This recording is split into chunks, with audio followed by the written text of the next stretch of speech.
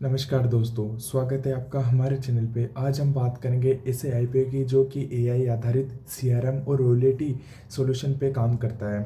उस आईपीओ का नाम है कैपिलरी टेक्नोलॉजी आईपीओ। इस आईपीओ में हम जानेंगे कंपनी के फंडामेंटल क्या है, कंपनी के फाइनेंशियल कैसे हैं, स्ट्रेंथ क्या है, जीएमपी क्या चल रही है, क्या इस आईपीओ में आपको अप्लाई करना चाहिए या नहीं।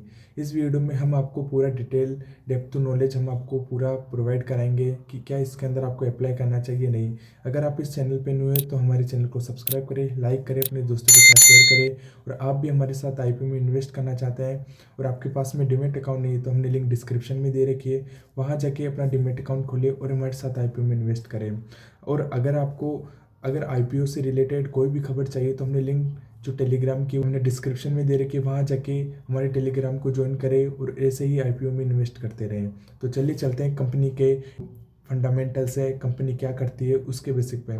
तो चलिए चलते हैं कंपनी के इंट्रोडक्शन की तरफ। तो कैपिलरी टेक्नोलॉजी एक software as a services company है। एक ब्रांड और रिटेल कंपनियों को custom management and AI based software royalty program और मार्केटिंग ऑटोमेशन की सर्विस देती है।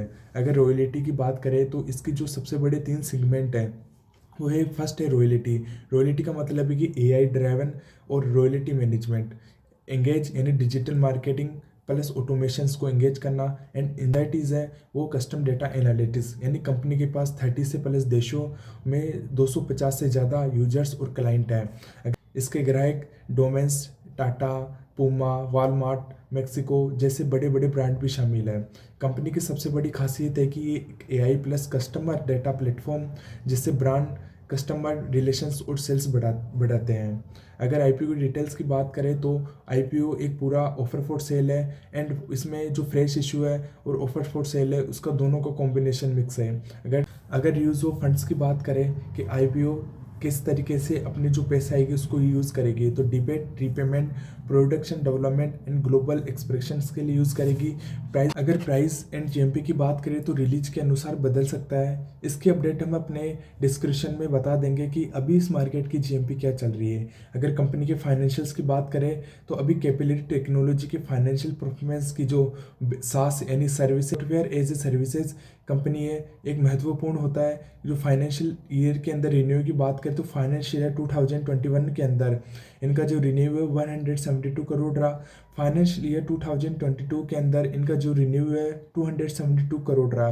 फाइनेंशियल ईयर 2023 में इनका जो रिन्यू है 314 करोड़ रहा। यानी पिछले 3 सालों में रिन्यू काफ़ी लगातार बढ़ता हुआ दिखाई दे रहा है। अगर ईबीटीए डेटा की बात करें तो फाइनेंशियल 2021 में नेगेटिव रहा, फाइनेंशियल ईयर 2022 में भी नेगेटिव रहा और फाइनेंशियल ईयर 2023 में पॉजिटिव साइड के अंदर में इम्प्रूवमेंट दिखाई देखने को मिला। अगर अभी कंपनी अभी प्रॉफिट मेकिंग जर्नी के अंदर आप देखने को मिल रही है।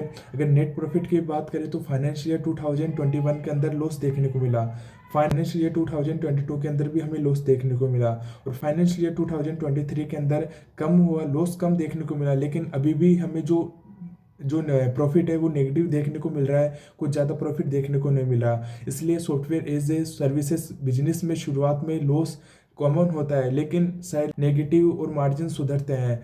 डिबेट की बात करें तो आईपीओ प्रोसेस का बहुत बड़ा हिस्सा है। डिबेट रिपेमेंट में आएगा जो पॉजिटिव माना जाता है।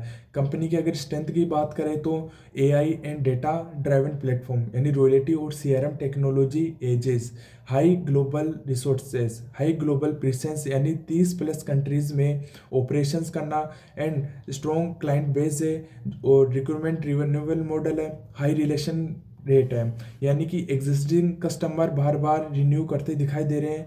Software as a services company की वैल्यूएशन जनरली मिलती है क्योंकि रिन्यू प्रेडिक्टेबल होता है। कंपनी के रिस्क फैक्टर्स की बात करें तो कंसिस्टेंसी लॉसेस यानी कंपनी अभी प्रॉफिट में नहीं है, ग्लोबल डिपेंडेंसी, रिन्यू का बहुत बड़ा हिस्सा, निवेश का बड़ा हिस्सा विदेशों से आता है, हाई कंपटीशन यानी जो सेल्स फोर्स जैसे बड़े प्लेयर्स हैं, हाई जो डॉलर करेंसी से रिस्क की बात करें, डॉलर करेंसी से रिस्क, विदेशी बिजनेस से fix impact and technology change fast यानी सास में जो software as a services company है उसमें लगातार R&D जरूरी है। आईपीओ में इन्वेस्ट करते समय ये जरूरी देखना चाहिए। वैल्यूएशन, आईपीओ की वैल्यूएशंस की बात करें तो software as a services company को आमतौर पर प्राइस टू सेल रेशो पर वैल्यू किया जाता है। अगर कैपेबिलिटी की वैल्यूएशन प्रीमियम साइड पर मानी जा रही है, और क्योंकि कंपनी लॉसेस में लेकिन रिन्यू ग्रोथ स्ट्रॉन्ग पर है। अगर वैल्यूएशन हाई होने से लिस्टिंग गेन पर थोड़ा मिक्स व्यू बन सकता है। और दोस्तों लास्ट बात है कि क्या आप इस आईपीओ में अप्लाई करना चाहिए या नहीं। तो दोस्तों क्या आप जानते हैं कि आप इसके अंदर अप्लाई करना चाहिए नहीं।